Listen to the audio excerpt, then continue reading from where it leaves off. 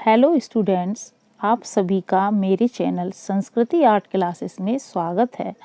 आज मैं बहुत ही इम्पोर्टेंट टॉपिक प्रमुख कलाकार ग्रुप के बारे में बताऊंगी। प्रमुख कलाकार ग्रुप, ठीक है। चलिए देखिए, इसमें पहला जो कलाकार ग्रुप है वो है यंग तुर्क्स। यंग तुर्क्स, इसकी स्थापना हुई थी 1937 ईस्वी में। और जे स्कूल ऑफ आर्ट, एक मिनट बड़ा करूँ तो क्लियर दिखेगा अभी। देखिए, इसका जो फर्स्ट जो कलाकार ग्रुप का नाम है यंग तुर्क्स, ठीक है। और इसकी स्थापना हुई थी 1937 ईस्वी में। और देखिए, जे स्कूल ऑफ आर्ट के कुछ कलाकारों ने प्रवृत्ति प्रभाववाद तथा अभिव्यंजनावाद के साथ 1937 ईस्वी में यंग तुर्क्स अथवा क्या था 1937 ईस्वी में यंग तुर्क्स अथवा the Bombay group of contemporary Indian artist की स्थापना की। चाहे इसको यंग तुर्क्स बोलो, चाहे the Bombay group of contemporary Indian artist, ठीक है।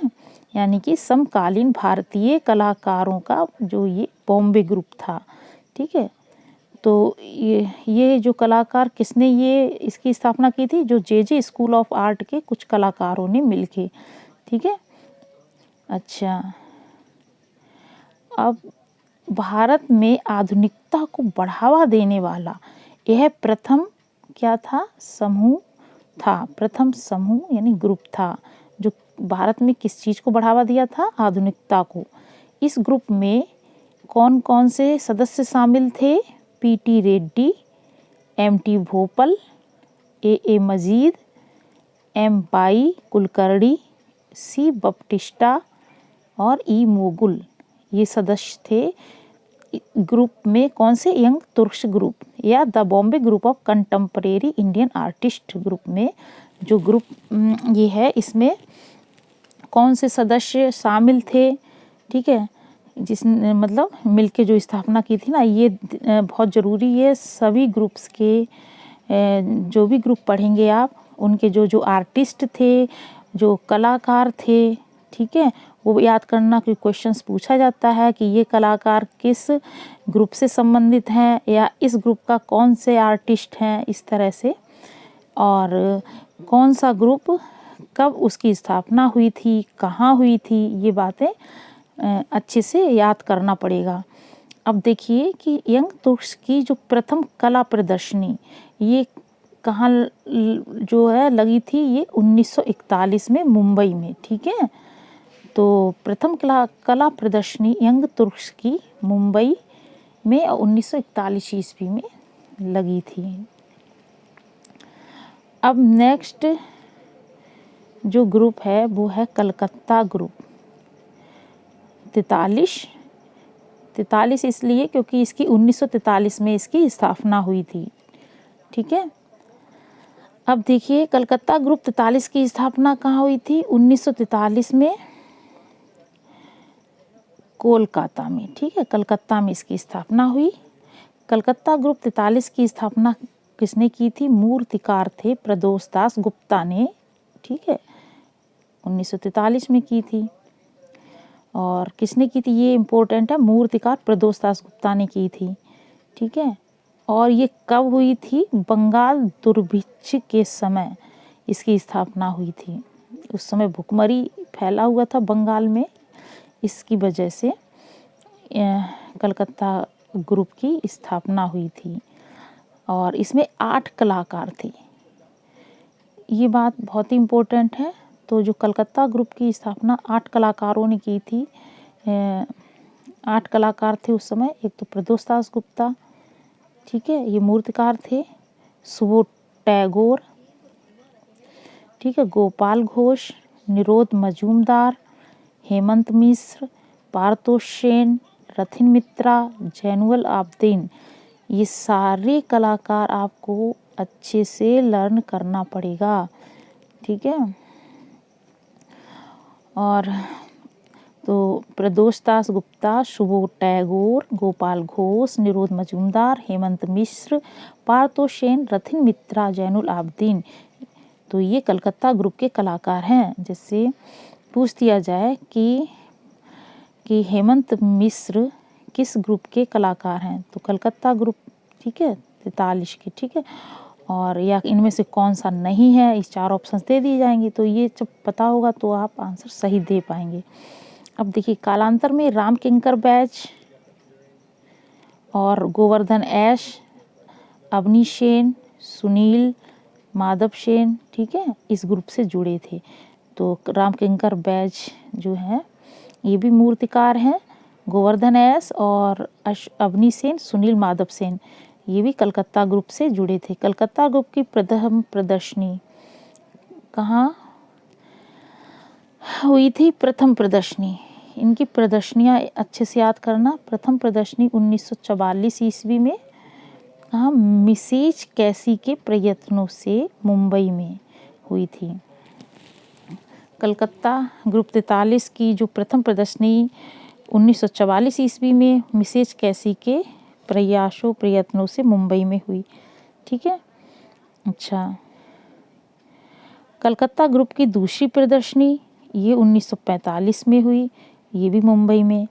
अच्छा, ग्रुप की जो तीसरी कला प्रदर्शनी ये दूसरी और तीसरी, ठीक है, तो प्रथम जो प्रदर्शनी थी 1944 में हुई थी और दूसरी 1945 में, और तीसरी जो कला प्रदर्शनी है वो 1950 में।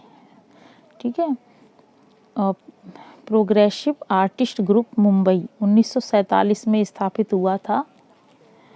ठीक है, प्रोग्रेसिव आर्टिस्ट ग्रुप मुंबई 1947 में इसकी स्थापना हुई थी। किसकी? प्रोग्रेसिव पैक ग्रुप जिसे शॉर्ट में कहते हैं, ठीक है, मुंबई, इसकी 1947 में स्थापना हुई। इसके साथ हुई थी मुंबई में, मतलब कलकत्ता ग्रुप 43 की ये तीसरी प्रदर्शनी थी, लेकिन पैक ग्रुप मुंबई की ये पहली प्रदर्शनी, ठीक है, इसके साथ हुई थी। अच्छा, एक मिनट, दूसरी प्रदर्शनी, अच्छा, फिर कालांतर में बाद में क्या हुआ? कलकत्ता ग्रुप के सदस्य विभिन्न स्थानों पर कार्यरत हो गए और धीरे धीरे यह ग्रुप फिर विघटित हो गया। कलकत्ता में अनेक कलाकार जो है नित्य नवीन संभावनाओं को सशक्त बनाने में प्रयासरत थे। ठीक है, ये कोई ज़्यादा इम्पोर्टेंट नहीं है।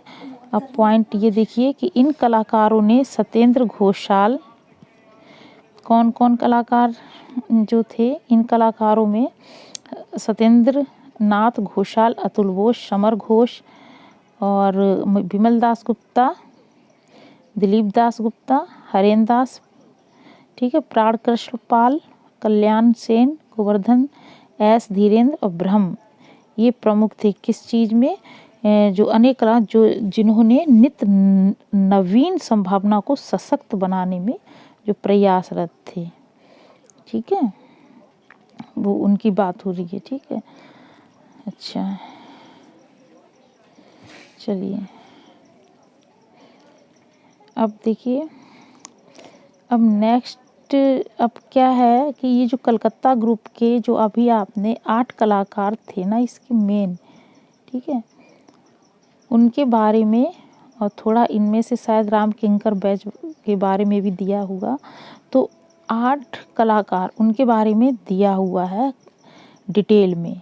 तो पहले प्रदोष दास गुप्ता, ठीक है, ने स्थापना की थी, तो इनके बारे में दिया है। देखिए, इनका जन्म हुआ था 1912 ईस्वी में, ढाका में हुआ था। ढाका अब कहाँ पड़ता है? बांग्लादेश में। ठीक है, और प्रदोष दास गुप्ता ने मूर्ति कला की शिक्षा आरंभ में यानी शुरू में कलकत्ता में किससे ली थी? हिरण्मय राय चौधरी से ली थी। बाद में इन्होंने चेन्नई में डीपी राय चौधरी के निर्देशन में इनकी आरंभिक शिक्षा हुई थी। ठीक है, किसमें? मूर्तिकला की शिक्षा। अच्छा, अब देखिए बंगाल, तो इन्होंने शिक्षा किससे ली थी? हिरण्मय राय चौधरी से कलकत्ता में, और चेन्नई में किससे ली थी? डीपी राय चौधरी से। ठीक है, और बंगाल स्कूल की रूढ़िबद्ध परंपरा के विरुद्ध प्रदोष दास गुप्ता ने 1943 ईस्वी में कलकत्ता ग्रुप 43 की स्थापना की थी। तो जो बंगाल स्कूल की जो रूढ़िबद्ध परंपरा के विरुद्ध ये ग्रुप बनाया था प्रदोष दास गुप्ता ने। ठीक है, पेरिस में मूर्तिकला के अध्ययन हेतु कौन गया था? ये प्रदोष दास गुप्ता, जहां इन्होंने कांस्य ढलाई का विशेष अध्ययन किया था। किसका? कांस्य ढलाई का। प्रदोष दास गुप्ता अधिकांशतः जो शिल्प बनाते थे वो कांसे से, प्रस्तर और टेराकोटा शिल्प बनाए। ठीक है, इन्होंने। अच्छा, जो कांसा है ये क्या है? ये एलॉय होता है। मतलब एलॉय क्या चीज़ होती है? ये मेटल होते हैं, दो या दो से अधिक मेटल मिलके क्या बनाते हैं? एलॉय बनाते हैं। ओके, और प्रस्तर स्टोन, ठीक है, पत्थर, उसी को प्रस्तर बोलते हैं। और टेराकोटा जो ईंटें वगैरह, जो मिट्टी होती ना, पकी हुई मिट्टी आग में, उसको टेराकोटा कहते हैं। ठीक है, उसके शिल्प इन्होंने बनाए थे। प्रदोष दास गुप्ता ब्रिटिश मूर्तिकार हेनरी मूर से प्रभावित थे। एक ब्रिटेन के जो मूर्तिकार थे हेनरी मूर, उससे प्रभावित थे प्रदोष दास गुप्ता। 1957 ईस्वी में प्रदोष दास गुप्ता को national gallery of modern art नई दिल्ली का क्या बना दिया गया? क्यूरेटर बना दिया गया। ठीक है, अच्छा, तो किसका? National gallery of modern art NGM में नई दिल्ली का राष्ट्रीय आधुनिक कला दीर्घा नई दिल्ली का क्यूरेटर कब बनाया गया था? इन्हें 1957 में। ठीक है, चलिए नेक्स्ट पॉइंट पे आते हैं। देखिए कि प्रदोष दास गुप्ता यूरोपीय कलाकारों से प्रेरणा लेते हुए 1912 में मौलिक आकारों जैसे वृत्त, एक मिनट यहाँ पे 1912 में जन्म। देखिए प्रदोष दास गुप्ता यूरोपीय कलाकारों से प्रेरणा लेते हुए 1912 में मौलिक आकारों, वृत्त, अंडाकार, समभुज, ठीक है, और त्रिभुज में क्या किया? आदि का प्रयोग किया था। यहाँ पे ये शायद 1912, ये जो इन्होंने सन दे रखा है ये गलत दे रखा है, क्योंकि 1912 में तो इनका बर्थ ही था। ठीक है, अच्छा देखिए पालना, इनकी जो उल्लेख कृतियाँ क्या क्या थी? एक तो पालना, माँ और पुत्र, पृथ्वी माता। ठीक है, ये इनकी उल्लेख जो है कृतियाँ थी, मूर्तियाँ थी। ठीक है, कौन सी? पालना, माँ, पुत्र और पृथ्वी माता। और कुछ दी हुई हैं इन्होंने यहाँ पे प्रमुख कृतियाँ इनकी। ब्रोकन आइडल, क्या है? ब्रोकन आइडल और convicts, fallen women, queen relaxing. ठीक है, convicts, queen relaxing, fallen women. ठीक है, ब्रोकन आइडल, सूर्यमुखी, क्रेडल जिसे पालना कहते हैं, मदर एंड चाइल्ड, माँ और पुत्र जो आपने भी ऊपर पढ़ा। ठीक है, x series, egg dance, egg bride, ये किसकी है एग ब्राइड? ये क्वेश्चंस बहुत आए हैं। Egg bride, egg series, egg dance, egg word romance of an egg coffee, condolence, किसकी हैं ये?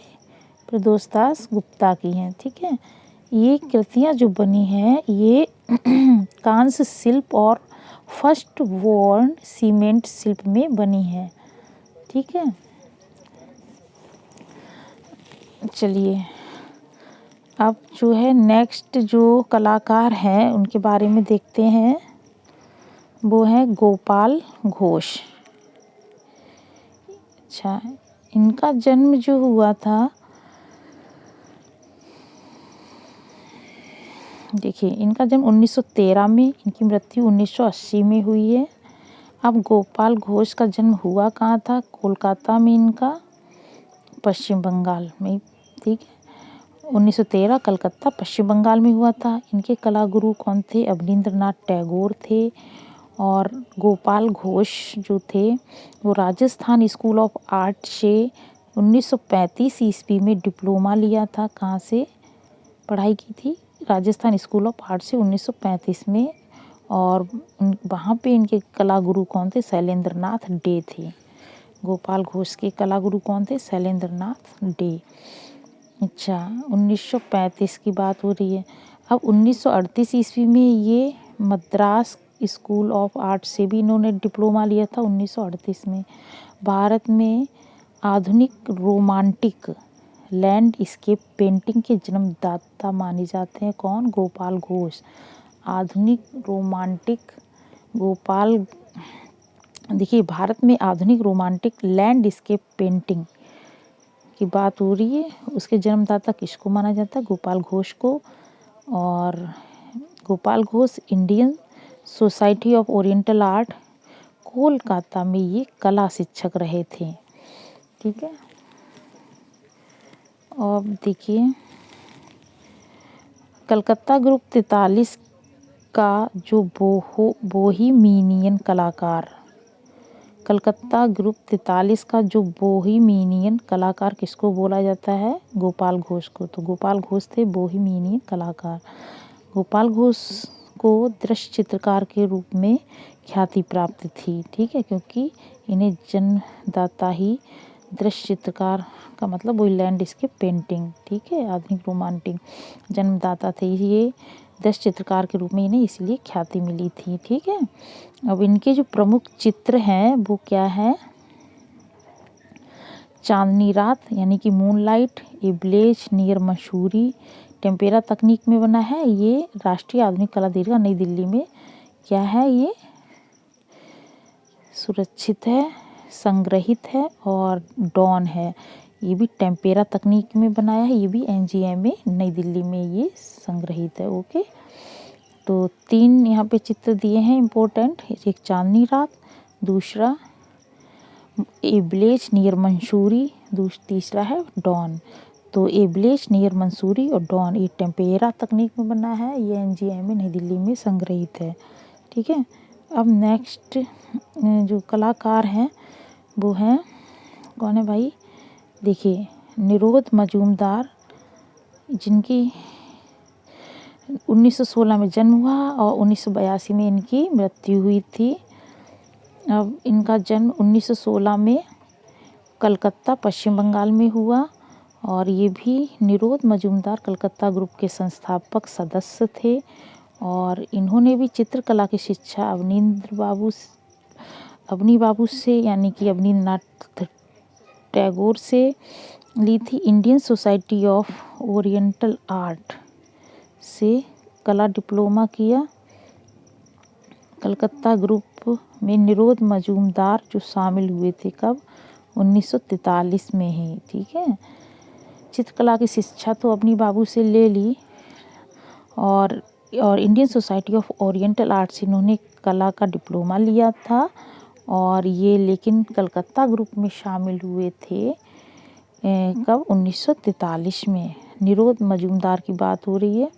और इनकी जो पहली प्रदर्शनी 1944 में कलकत्ता में हुई थी।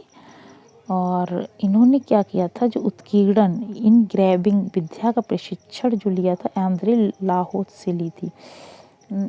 देखिए, निरोध मजूमदार ने उत्कीर्णन यानी इनग्रेविंग विद्या का जो प्रशिक्षण किससे ली थी, उत्कीर्णन विद्या का, वो विधा का, तो वो उत्कीर्णन का आंद्रे लाहोत से ली थी, आंद्रे लाहोत।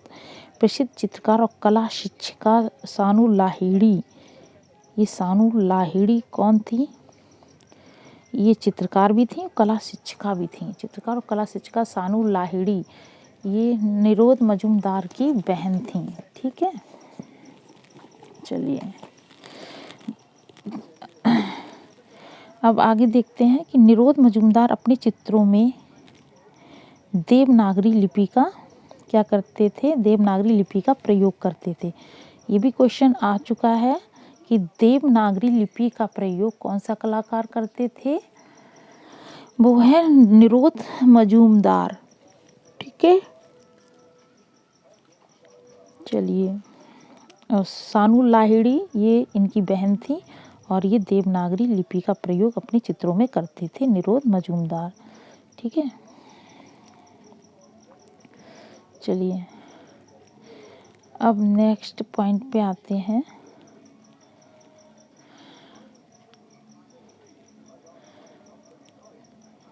एक मिनट, अगर आपको मेरी क्लास अच्छी लग रही हो, पसंद आ रही हो, तो आप इसे लाइक ज़रूर कर दीजिएगा और सब्सक्राइब भी कर देना। ठीक है,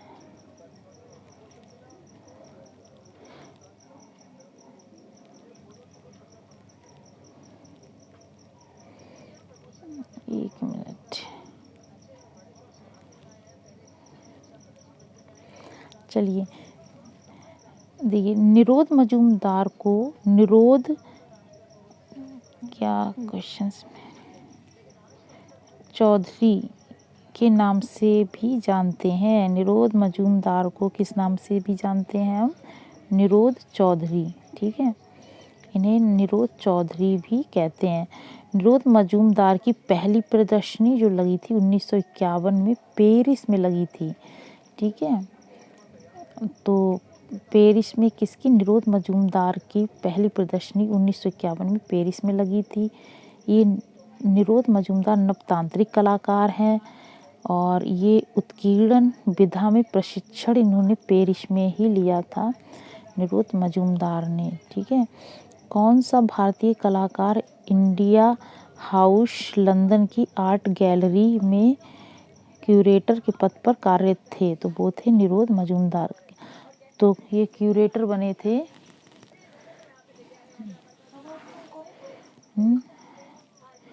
ठीक है, वो थे निरोध मजूमदार जो थे वो इंडिया हाउस लंदन की आर्ट गैलरी में क्यूरेटर के पद पर कार्यरत थे। ठीक, 1935 ईस्वी में इंडियन आर्ट सोसाइटी कोलकाता में निरोध को नॉर्मल ब्लाउंट मेमोरियल पुरस्कार मिला था। एक मिनट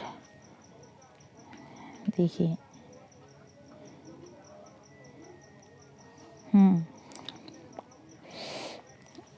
अच्छा एक मिनट, 1935 में क्या हुआ था, 1935 में इंडियन आर्ट सोसाइटी कोलकाता में निरोध को कौन सा पुरस्कार मिला था, नॉर्मल ब्लाउंट मेमोरियल पुरस्कार। इसे मिला था निरोध मजूमदार को, और इनकी कुछ चुनी हुई प्रतिमाएं जो है चित्र श्रृंखला बनाकर 1957 में पेरिस प्रदर्शनी की थी। तो निरोध मजूमदार कुछ चुनी हुई प्रतिमाएं जो चित्र श्रृंखला बनाई थी, किस शीर्षक से, चुनी हुई प्रतिमाएं। ठीक है, और 1957 में पेरिस प्रदर्शनी हुई थी इनकी, और पहली प्रदर्शनी 1951 में हुई थी पेरिस में ही। अब प्रमुख जो चित्र इनके जो थे, एक तो था स्वर्ग, दूसरा नेता का घाट, कैनवास पर तैल रंग से बना है, ये एनजी नई दिल्ली में संग्रहित है 1957 में। ठीक है, पूर्णिमा कैनवास पर तैल रंग से बनाया है 1972 में। ये गंगा कागज पर रेखांकन माध्यम से जो इन्होंने चित्र बनाया वो गंगा बनाया। ठीक है। अच्छा 1977-78 में। ठीक। अब देखते हैं नेक्स्ट जो कलाकार हैं उनके बारे में। वो हैं हेमंत मिश्र। इनका जो जन्म हुआ था 1917 में, मृत्यु 2009 में हुई। हेमंत मिश्र का जन्म तो हुआ 1917 में, कहाँ? असम में। ठीक है। कलकत्ता ग्रुप 43 के कलाकार हैं ये हेमंत मिश्र, और अति यथार्थवाद से प्रभावित थे हेमंत मिश्र, और ये एक मौन साधक कलाकार थे और चित्रकार के रूप में जाने जाते हैं। और यूरोपीय ये अति यथार्थवादी चित्रकारों में ये किससे प्रभावित थे? कौन से जो यूरोपीय अति यथार्थवादी चित्रकार कौन से हैं जिनका प्रभाव किस पे पड़ा था? हेमंत मिश्र पर। तो वो थे डॉली और एर्नस्ट के। डॉली और एर्नस्ट का। ठीक है। आम आदमी के लिए है ही नहीं समकालीन कला।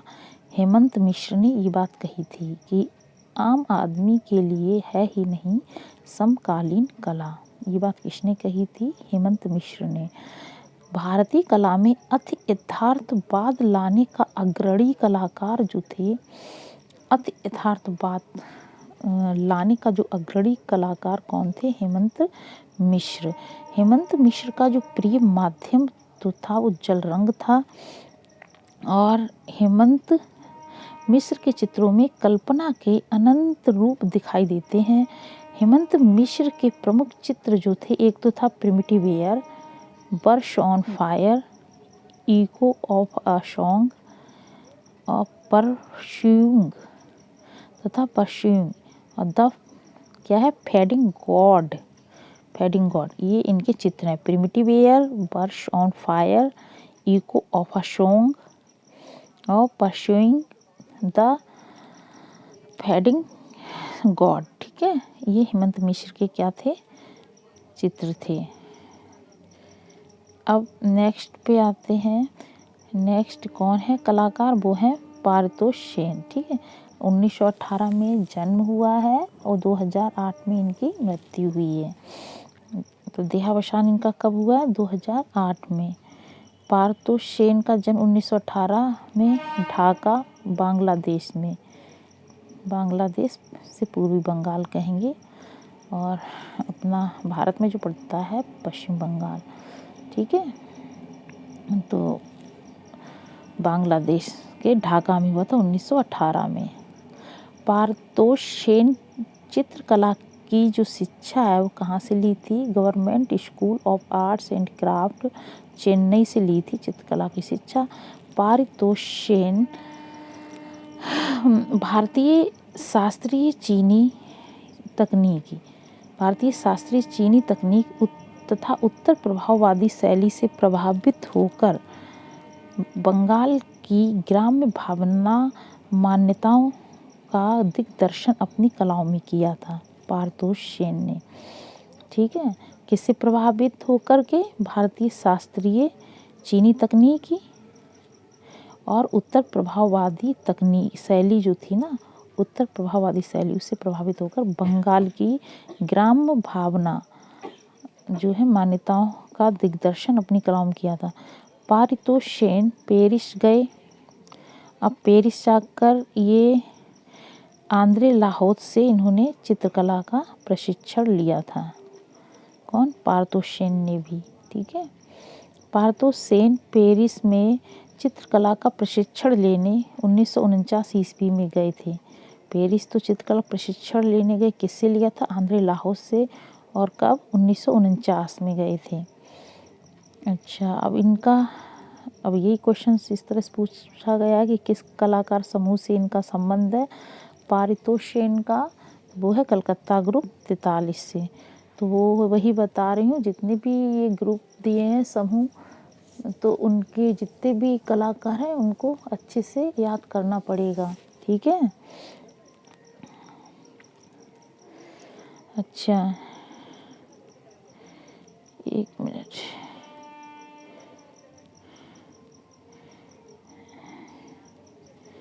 देखिए,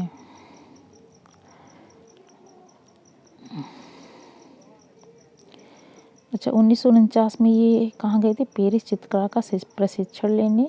पार्थोस सेन का संबंध किस कलाकार समूह से है? वही कलकत्ता ग्रुप 43 से है। और वर्ष 1949 ईस्वी में कला अध्ययन के लिए गए पार्थोस सेन की मुलाकात जो है पेरिस के किस प्रसिद्ध पश्चिमी कलाकार से हुई थी? अब बताइए, पार्थोस सेन की जो मुलाकात हुई थी वो किस पश्चिमी कलाकार से हुई थी? वो पाब्लो पिकासो से हुई थी। ठीक है, 1949 में। ठीक है, और पार्थोस सेन की चित्रकला के अलावा इनकी रुचि और किसमें थी? लेखन में रुचि थी। ठीक है, और पार्थोस सेन को मद्रास कला विद्यालय में कला शिक्षक देवी राय चौधरी का सानिध्य मिला था। ठीक है, कौन? देवी राय चौधरी,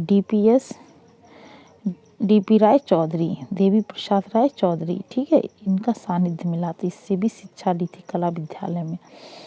चलिए,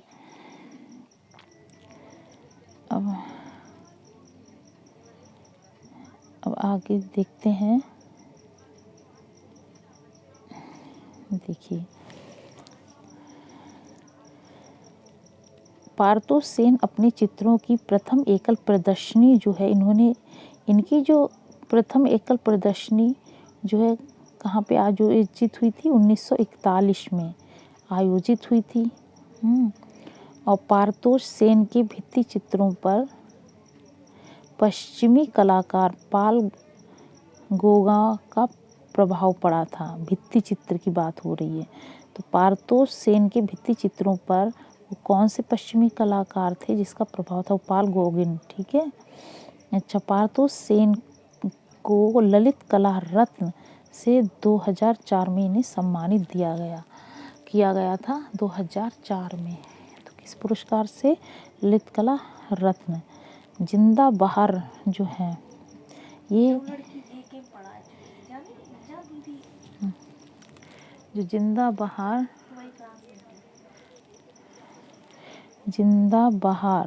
ये जो है आत्मकथा है। ठीक है, आत्मकथा। तो पार्थोस सेन की ये आत्मकथा है जिंदा बहार। ठीक है, अब प्रमुख चित्र जो है इसके कौन कौन से हैं? गोरिल्ला।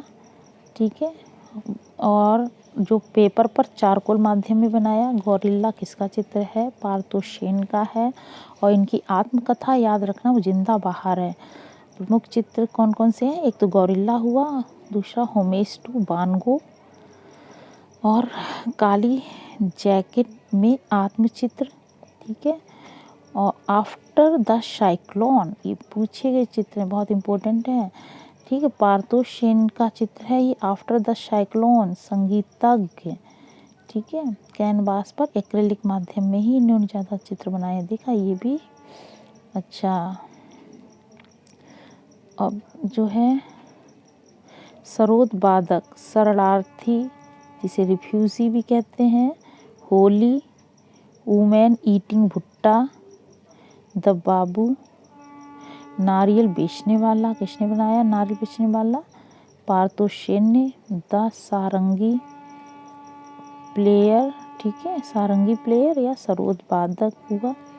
और मैन विद हुक्का, एक तो ये है कि वुमेन ईटिंग भुट्टा और एक है मैन विद हुक्का। ठीक है, और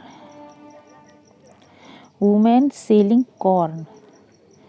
सेलिंग कॉर्न का मतलब जानते हो? वुमेन सेलिंग कॉर्न, कॉर्न का मतलब भुट्टा बेचती हुई वुमेन। Women cutting. ठीक है, संथाल नृत्य किसने बनाया? संथाल नृत्य पार्थोस सेन का है। ओके, अब देखिए रथिन मित्रा। चलिए, अब देखिए रथिन मित्रा। नेक्स्ट जो रथिन मित्रा जो है इनके बारे में पढ़ते हैं। इनका 1926 में जन्म, 26 जुलाई 1926 को जन्म हुआ था। कहाँ पे? हावड़ा, पश्चिम बंगाल में। रथिन मित्रा की कला शिक्षा कलकत्ता विद्यालय में हुई और जो रथिन मित्रा थे वो दून स्कूल के कला विभाग में शिक्षक, दून स्कूल के जो कला विभाग है उसमें शिक्षक नियुक्त हुए थे, वहाँ अध्यक्ष पद पर नियुक्त हुए थे।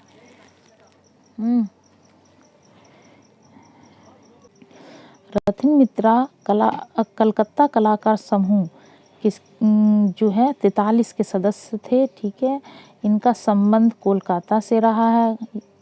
क्वेश्चन के जो है टाइप है कि इस तरह से क्वेश्चन पूछ सकते हैं। तो किस कलाकार समूह से इनका संबंधित थे ये? तो वो थे कलाकार समूह 43 से रथिन मित्रा का, और कोलकाता से संबंध रहा है, और दून आर्ट सोसाइटी और उत्तर प्रदेश ललित कला अकादमी के ये सदस्य थे। उत्तर प्रदेश यूपी ललित कला अकादमी के सदस्य। रथिन मित्रा ने किस प्रसिद्ध चित्र श्रृंखला का सृजन कैनवास पर स्याही माध्यम में किया था? रथिन मित्रा ने कैनवास पर स्याही माध्यम में किया था। वो चित्र श्रृंखला का नाम पूछ रहा है। ठीक है, तो वो थी कोलकाता की विरासत चित्र श्रृंखला। तो ये किसने बनाया? कोलकाता की विरासत चित्र श्रृंखला रथिन मित्रा ने। तो रथिन मित्रा की जो प्रमुख चित्र श्रृंखलाएं हैं वो हैं कोलकाता की विरासत चित्र श्रृंखला, ठीक है, कागज पर वही पेन व स्याही, ये प्रमुख चित्र श्रृंखला है ये। ठीक है, अब प्रमुख चित्र क्या क्या है? संथाल नृत्य, ठीक है, इनका भी संथाल नृत्य तो किसने बनाया था बताइए? अभी पारतोषेन ने। ठीक है, और इनने भी बनाया रथिन मित्रा ने ओपन एयर रेस्टोरेंट, ये भी किसका है? रथिन मित्रा जी का है, और इन्होंने NGMA नई दिल्ली में इनका जो है ये ओपन एयर रेस्टोरेंट संग्रहित है। संगीतज्ञ बनाया, और कॉक फाइट और कश्मीर की मुसीबतें, गुलदस्ता लिए लड़की, ठीक है, ये वाले चित्र किसके हैं? रथिन मित्रा के हैं। ठीक, अब आता है, चलिए अब जो नेक्स्ट ग्रुप है, ये तो हमारा अभी तक जो ग्रुप पढ़ा हमने कोलकाता ग्रुप, कलकत्ता जो ग्रुप 43 था ना, कलकत्ता कलाकार समूह 43, उसके बारे में पढ़ा है। अब जो नेक्स्ट जो पढ़ेंगे ना वो कल पढ़ेंगे। कौन सा ग्रुप? कल पढ़ेंगे अब हम पैग ग्रुप, यानी कि प्रोग्रेसिव आर्टिस्ट ग्रुप पैग 1947 में इसकी स्थापना हुई थी। ठीक है,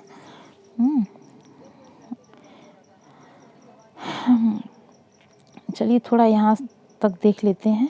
कहाँ हुई थी? 1947 मुंबई में हुई थी।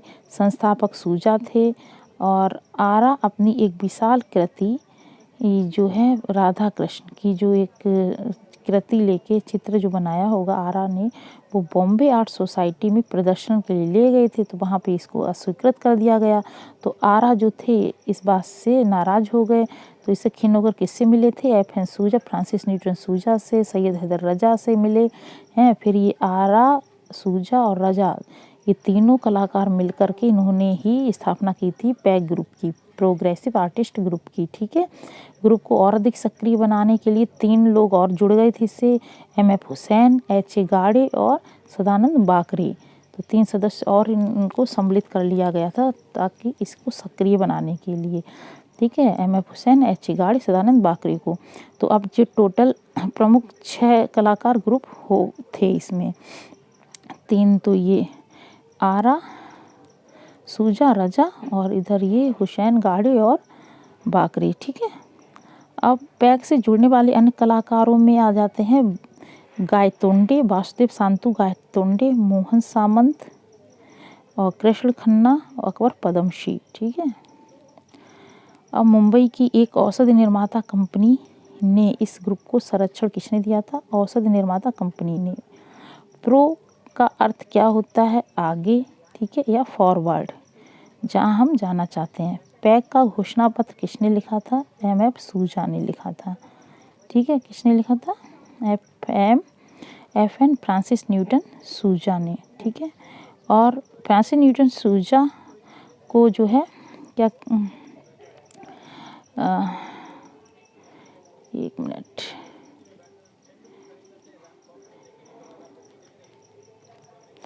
हाँ, सूजा को पैग का महासचिव नियुक्त किया गया था। ठीक है,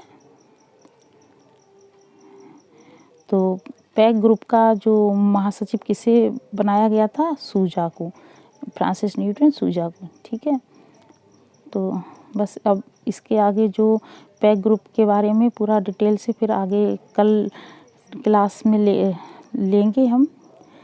और क्लास अगर आपको अच्छी लगी हो तो लाइक कर देना और सब्सक्राइब कर देना। ठीक है, और अगर ना अच्छी लगी हो तो डिसलाइक कर देना जैसी। ठीक है, लेकिन ताकि पता तो चले। ठीक है, और बेल आइकन को प्रेस ज़रूर कर देना ताकि नोटिफिकेशन आपके पास पहले पहुंच सके। ठीक है, ओके, जय हिंद।